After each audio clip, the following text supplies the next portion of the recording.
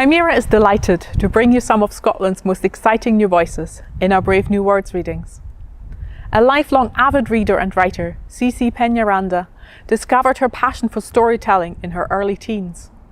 During her time at the University of West of Scotland, she immersed herself in writing for short film, producing animations, and spending class time dreaming of far-off lands.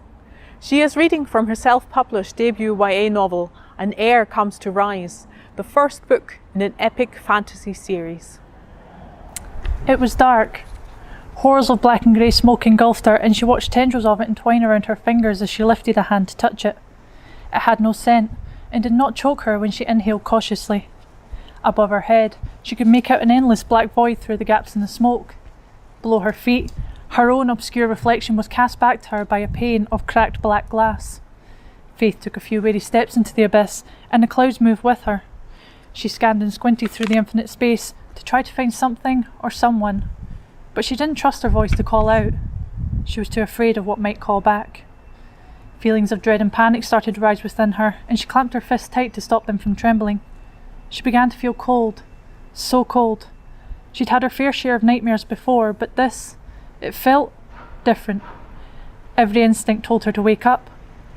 The smoke shifted, and she gasped in horror as thick ringlets snaked up her arms before the translucent vines tightened like rope. When she tried to pull free, it was futile. The same phantom touch crawled up her calves, and she was fully ensnared in her sleep predator's trap. Her panic spiked, and she squeezed her eyes shut. She had been able to wake herself from nightmares before, so she calmed herself and focused. Yet no matter how hard she strained her mind, it was as if something anchored her here. "How brave you are to find yourself inside my mind," the threatening snarl came from behind. She whirled her head, only to find black chasing ghosts as the silhouette shifted to trick her. A light caress went down her face, and she whipped her head around again, but still, she found no solid form. The faceless monster was taunting her. I don't," she tried to speak, but was cut off when she felt another shadow arm sneak around her throat and apply light pressure. Terror doused her.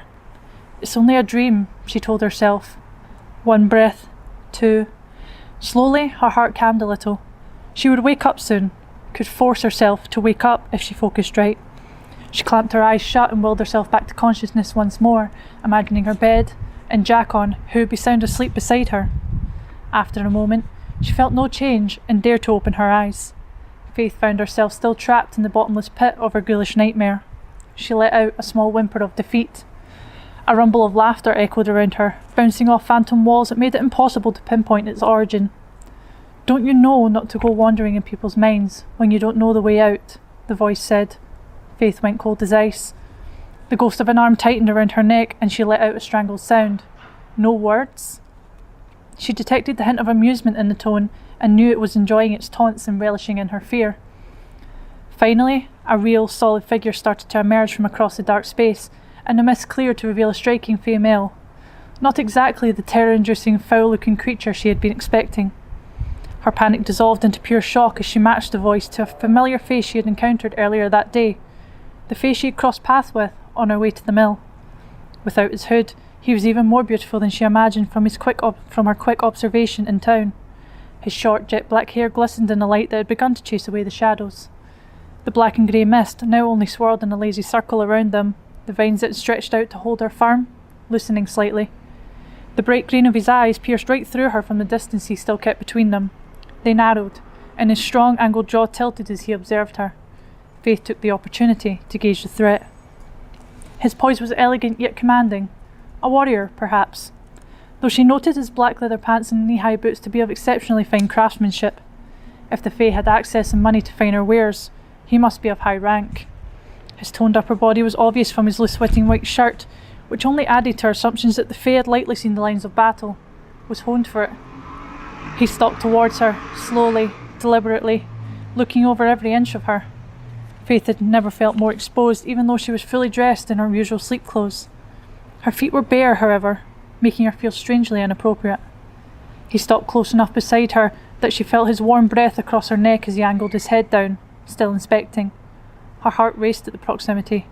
He lifted a finger and traced it delicately over the curve of her ear, sending a jolt through her that made her whole body tremble at the contact. It felt so real. Faith remained rooted to the spot. She knew she would be too frozen in fear to make any movement, even without the arms of Smoke still holding her. Human, he mused. Her heart was a wild erratic pounding in her chest, and she was sure he could hear it. She found her palms slick with sweat and her mouth so hideously dry she wasn't sure she could get any words out. Finishing a full lap around her, eyes still fixed, his frown deepened when he came to a stop and arms reach in front of her. "Do you know where you are?" he asked. Faith's lips parted slowly. "I'm dreaming," she whispered.